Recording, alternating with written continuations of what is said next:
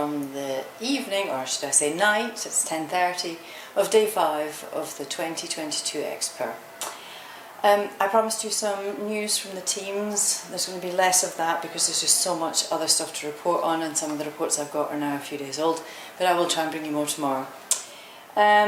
So, the bad news always at the beginning before I can go on to the good news, but Tanguy Renault Gold has withdrawn from the competition. It's due to the fact that he hiked another 40 kilometres yesterday and he's damaged his knee and his ankle.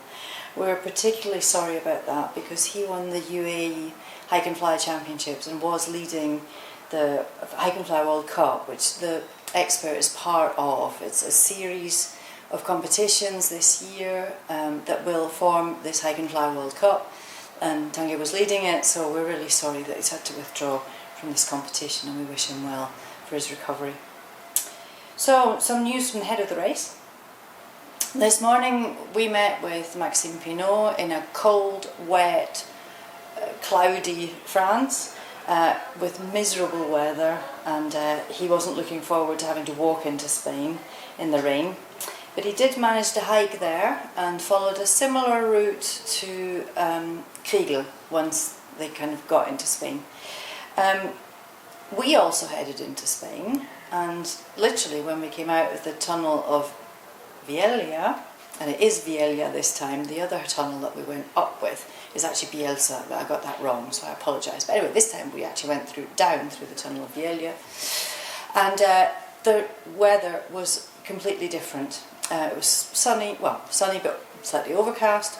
We had to stop to take our jackets off, it was so warm, and generally speaking the weather's always better in Spain than it is in France, except on the days when it isn't, obviously.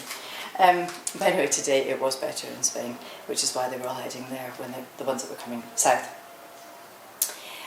So Kriegel, Maura and Maxime took this similar route, but Pierre-Rémy took a different route. He was in 3rd place yesterday, but he actually managed to come down a different route from turn point 5 and went to Castellón and flew there and managed to get to the turn point 6 flying, and is currently 17 kilometres beyond turn point 6, whereas Maxime and Kriegel are 8 kilometres to the turn point.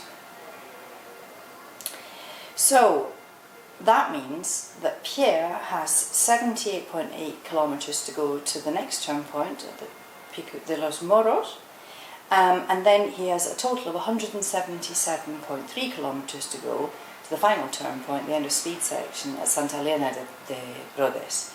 Now, it can be done. If the weather forecast holds tomorrow, it's going to be good. They're going to be aided by westerly winds. So theoretically they could actually, all 3 of them, get there tomorrow. That's to the final, where the time stops. So it's going to be a real nail-biter. It's really one to watch because the forecast does show that it is possible. Personally, I think probably more likely Saturday, but those 3 guys know more than I'll ever know. So we'll just have to see. Okay, so 3 things about that are interesting. Kriegel has won this competition 3 times. He's been along that, from where we are now to the end 3 times already. He knows it well.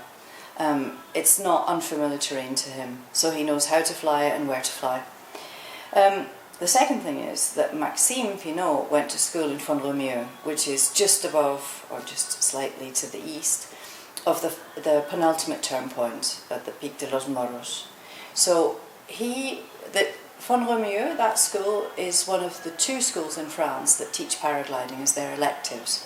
So every Wednesday he would have gone out as part of his school curriculum to go and fly at Tagasson, which is where that turn point is.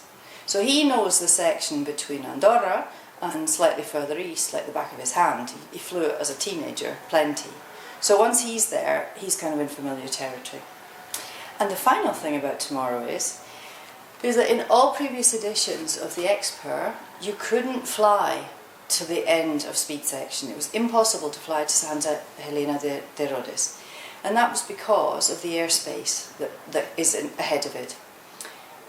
What is to the south of Santa Helena de Rhodes is the CTR of Girona Airport, and it goes a long way north. But also there's the drop zone at Empuria Brava. Empuria Brava has the biggest skydiving centre in Europe. Their exclusion zone is huge because the planes, depending on the wind direction, but generally, I mean, they don't fly in much wind because they're skydivers, but generally the planes take off, they drop the parachutists at altitude, and then the plane has to get away from them and out of the drop zone, and they tend to go north towards San Pedro de Rhodes and Santa Helena de Rhodes.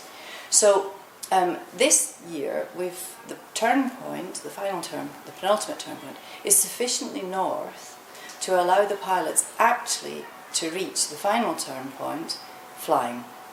There are height restrictions. They'll have to come in at 1,000 and something above sea level, but it can theoretically be done. So we won't have this, you have to land and then trudge 35 kilometres on hot tarmac to reach the final point. So that's going to be really exciting. If we could have somebody flying in to the to the final turn point, we would be thrilled. It would be something new for the X-Pyr and something that would thrill us, because we don't like to see them suffering on the final day. Okay, so that's tomorrow to watch. It's going to be really exciting. So yesterday we had 10 pilots between turn point 4 at Abas and turn point 5 at the Midi du Bourgogne. After the leading 4, Maura, Pinot, Remy and Oberrauner had tagged the turn point and headed to turn point 6.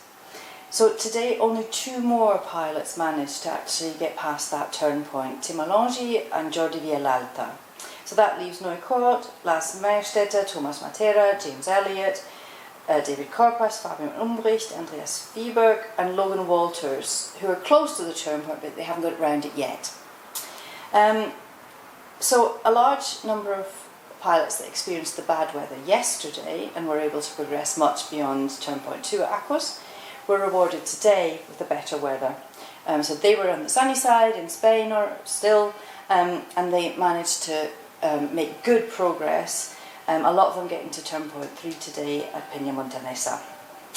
The exciting race today actually took part at the back, with lots of pilots leapfrogging each other, some hiking together, and some were camping together tonight in the same place. But there's a big bunch around turn point 3, and it'll be really interesting to see how they progress tomorrow. So it's worth not just watching the leaders, but seeing what's happening at the back, and also at turn point 5 up at the Midi de Bourgogne.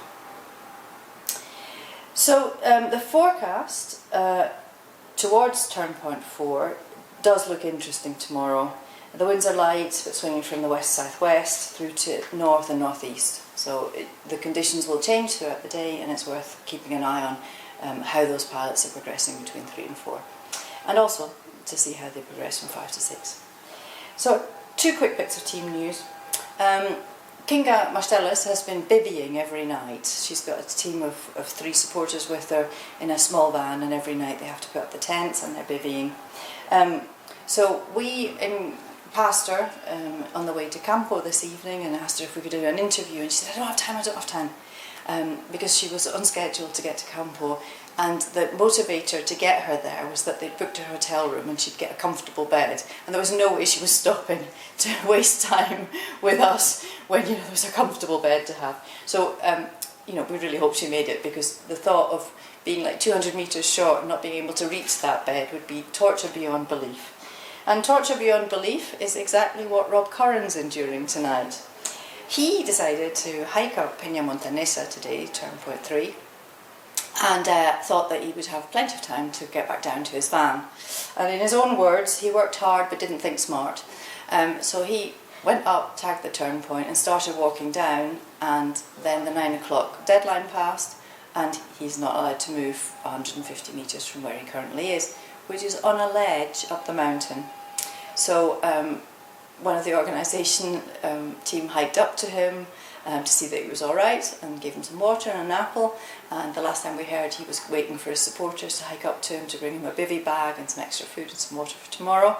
But if you're looking on live tracking and you think he's in a really weird place, he's fine, but he's got a long and very uncomfortable night ahead of him. So tomorrow could be the day where the first person reaches Santa Helena de Rodes and the end of speed section. So keep your eyes peeled, keep watching live tracking, and enjoy the race.